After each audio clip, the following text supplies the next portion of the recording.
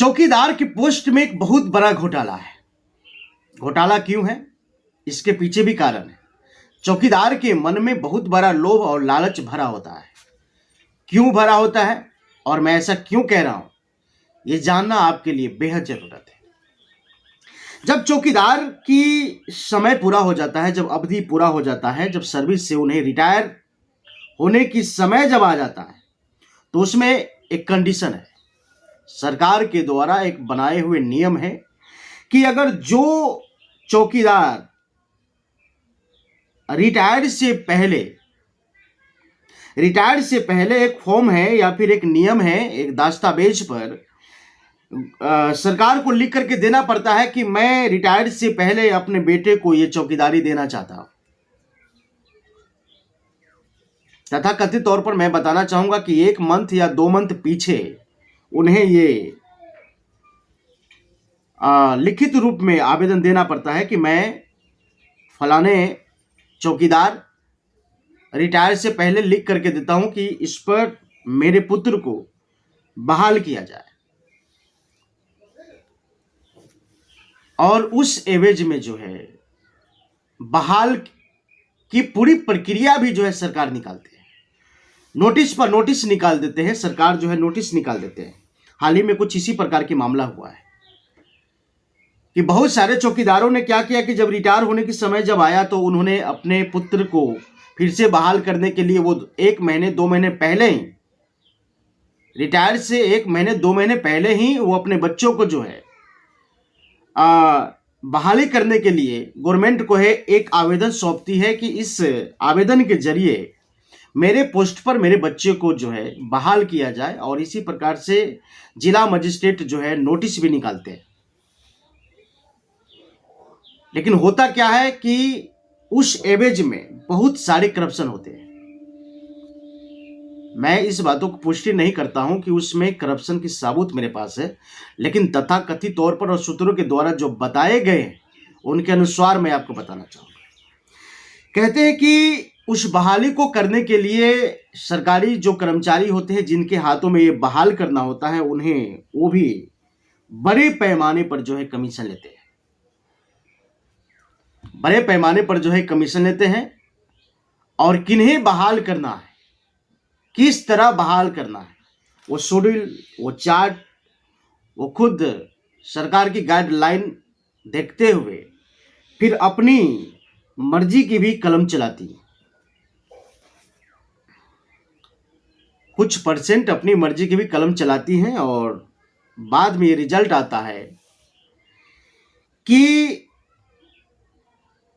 सरकार की जो गाइडलाइन है वो दूसरी आ गई है। अब जो है उस चौकीदार की बहाली में जो 2 महीने पहले दिए हैं उनको होगा।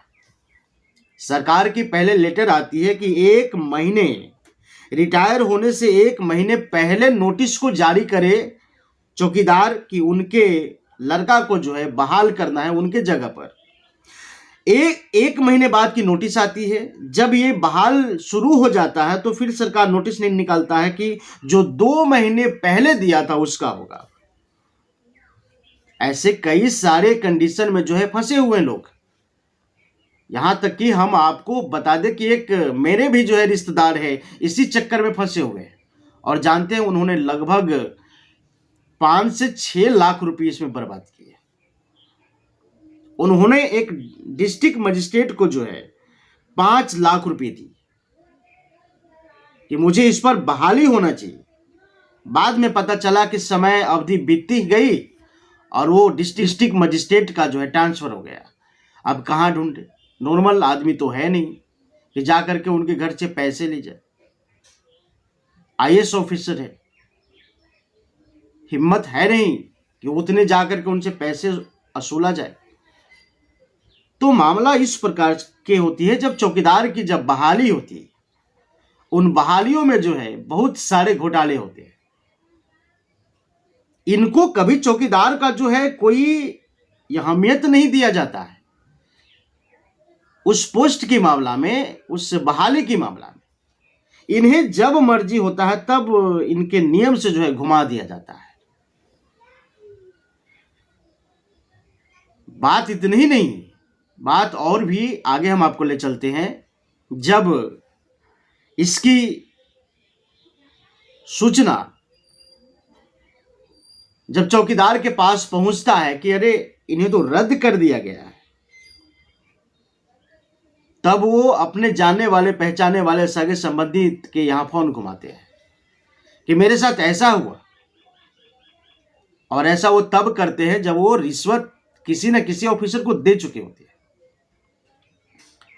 बहुत सारे मामला जो है इस प्रकार की आया है, लेकिन इस पर क्या करना चाहिए सरकार को कि इसमें करप्शन नहीं हो, लूट नहीं, लेकिन अधिकतर ये सिर्फ इसलिए होता है क्योंकि चौकीदार के मन में जो है अपने बच्चों के प्रति लोभ और लालच होता है कि भाई मैं चौकीदार था, अब मेरे जगह पर मेरे बच्चे आ जाए।